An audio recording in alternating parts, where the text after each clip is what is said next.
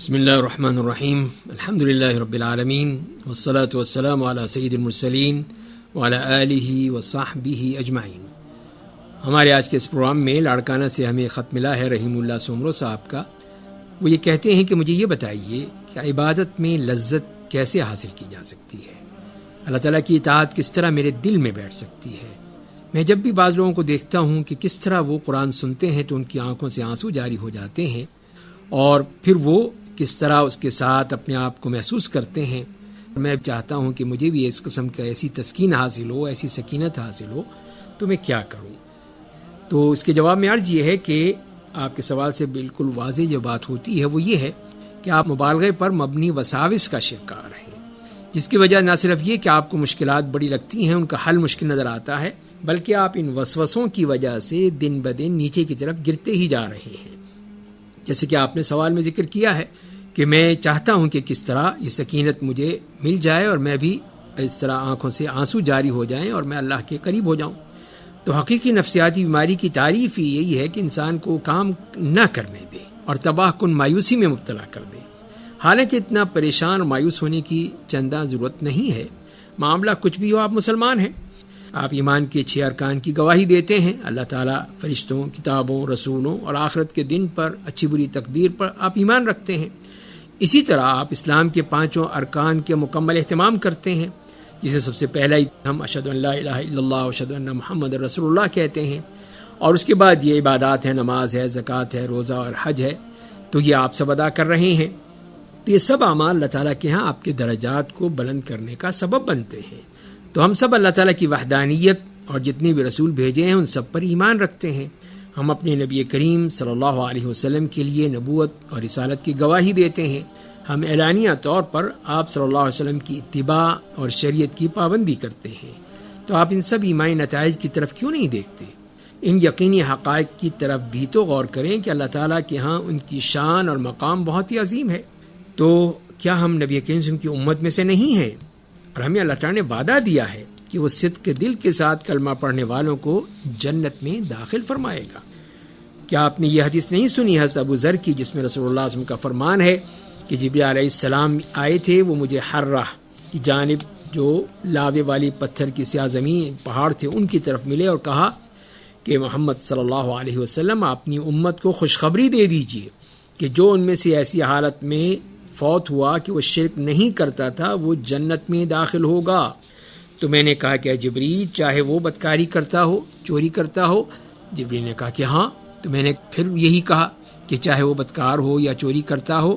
تو جبریل نے کہا اور چاہے وہ کچھ بھی ہو، لیکن اگر وہ شرک نہیں کیا ہے تو اللہ تعالیٰ دوسرے گناہ معاف کر سکتے ہیں، اس لیے کہ شرک جیسا گناہ جو ہے وہ معاف نہیں ہوتا۔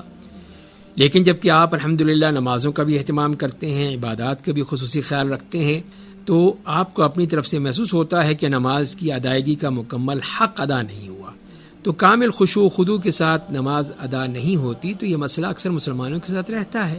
ایسی صورت میں انہیں یہ کرنا چاہیے کہ اپنے نفس پر زیادہ سے زیادہ محنت کریں تاکہ عبادت کی لذت پائیں۔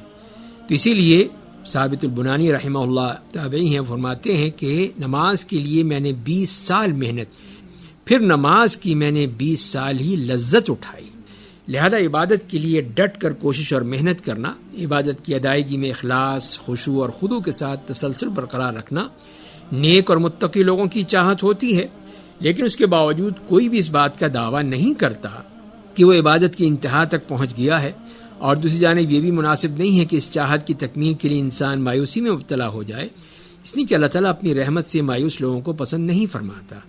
اللہ تعالیٰ کا فرمان ہے وَمَن يَقْنَطُ مِن رَحْمَةِ رَبِّهِ إِلَّا الضَّالُّونَ، اور اپنے رب کی رحمت سے گمراہ لوگ ہی مایوس ہوتے ہیں۔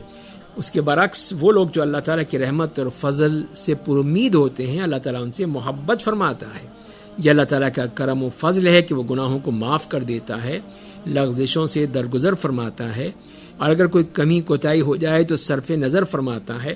بلکہ اللہ تعالیٰ کا اس سے بھی بڑھ کر اعلان یہ ہے کہ إِلَّا مَن تَابَ وَآمَنَ وَعَمِلَ عَمَلًا صَالِحًا فَأُولَئِكَ يُبَدِّلُ اللَّهُ سَيِّئَاتِهِمْ حَسَنَاتٍ وَكَانَ اللَّهُ غَفُورًا رَحِيمًا وَمَن تَابَ وَعَمِلَ صَالِحًا فَإِنَّهُ يَتُوبُ إِلَى اللَّهِ مَتَابًا۔ البتہ جو شخص توبہ کر لے، ایمان لے آئے اور نیک عمل کرنے لگے تو انہی لوگوں کی برائیوں کو اللہ تعالیٰ نیکیوں میں بدل دیتے ہیں۔ اللہ تعالیٰ بخشنے والے نہایت رحم کرنے والے ہیں۔ اور جو شخص توبہ کر کے نیک عمل کرنے لگے تو اللہ تعالیٰ کی طرف رجوع کا حق ادا کرتا ہے۔ اور اس کے بارے میں ابن القیم فرماتے ہیں کہ بندگی کرتے ہوئے پرسکون انداز اپنانے سے خشوع و خضوع حاصل ہوتا ہے، اس سے نظریں جھکی رہتی ہیں، دل اللہ تعالیٰ کی طرف مکمل طور پر متوجہ ہوتا ہے، بندگی یکساں طور پر قلب و جان سے ہوتی ہے، دلی خشوع اسی پر پرسکون انداز کا نتیجہ ہوتا ہے، پھر دلی خشوع سے انسانی جسم پر بھی خشوع کے اثرات نمایاں ہوتے ہیں۔ یہی وجہ ہے کہ آپ صلی اللہ علیہ وسلم نے ایک شخص کو دیکھا کہ وہ نماز میں اپنی داڑھی سے ہی مشغول ہے، تو فرمایا اگر اس کے دل میں خشوع ہوتا تو اس کے اعضاء پر بھی خشوع کے اثرات نظر آتے۔ تو اگر آپ یہ چاہتے ہیں کہ اس کے کیا ذرائع ہوتے ہیں تو ہم یہ کہیں گے کہ بندہ اپنے اوپر اللہ تعالیٰ کی نگہبانی اور نگرانی کو اس طرح مسلط کر لے کہ اسے یہ گمان ہونے لگے کہ وہ اللہ تعالیٰ کو دیکھ رہا ہے۔ چنانچہ جس قدر اس نگہبانی اور نگرانی کا احساس دل میں زیادہ ہوگا، اسی قدر حیا، سکون، محبت، خشوع، خضوع، خوف اور امید حاصل ہوگی، جو اس کے بغیر ممکن نہیں ہے۔ تو یہ نگہبانی اور نگرانی حقیقت میں دل سے تعلق رکھنے والے امور کی بنیاد ہے۔ اسی کی بنیاد پر دل سے تعلق رکھنے والی عبادات وجود میں آتی ہیں، اور نبی کریم صلی اللہ علیہ وسلم نے دل سے تعلق رکھنے والی عبادات کی جزوی اور اصولی تمام تر عبادات کا خلاصہ ایک جملے میں بیان فرما دیا ہے، اور وہ ہے احسان۔ تو احسان کے متعلق آپ صلی اللہ علیہ وسلم نے فرمان ہے کہ تم اللہ کی عبادت ایسے کرو کہ گویا تم اسے دیکھ رہے ہو۔ اب اس جملے پر غور و فکر کیجئے کہ کوئی دینی کام، کوئی بھی قلبی عبادت اس جملے سے باہر نہیں ہے، سب کی سب اسی میں سمٹ کر شامل ہو گئی۔ خلاصہ یہ ہے کہ جس وقت انسان کو نفس ایمان سے متعلق وسوسوں کا سامنا ہو تو بندے کو اپنا دل ثابت قدم بنانے اور گمراہی سے روکنے کے لیے سکینت کی ضرورت ہوتی ہے، اور اسی طرح اگر اعمال کے متعلق وسوسوں کا خدشہ ہو تب بھی اس کی ضرورت پڑتی ہے، تاکہ یہ وسوسے بڑھتے بڑھتے اتنے بڑے نہ ہو جائیں کہ انسان مایوسی میں گر جائے اور ایمان میں کمی کا باعث بنے۔ تو یہ بات واضح ہو گئی کہ نمازوں کو وقت پہ ادا کرنا، اس میں خشوع و خضوع کا لانا، تعظیم الہی کے ذریعے سے اللہ تعالیٰ کے محبوب ترین اعمال میں آدمی داخل ہو جاتا ہے۔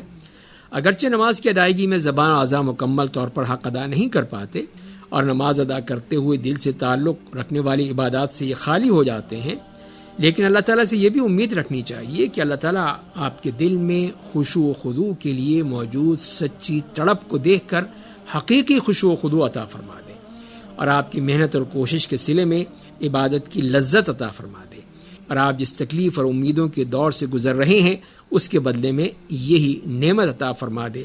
تو اس طرح آپ اپنے اس نماز میں، اپنی عبادت میں وہ لذت حاصل کر سکیں گے، اور آپ کو وہ سکینت حاصل ہوگی۔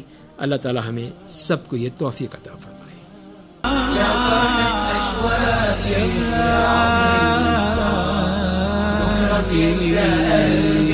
كل أيام الصعب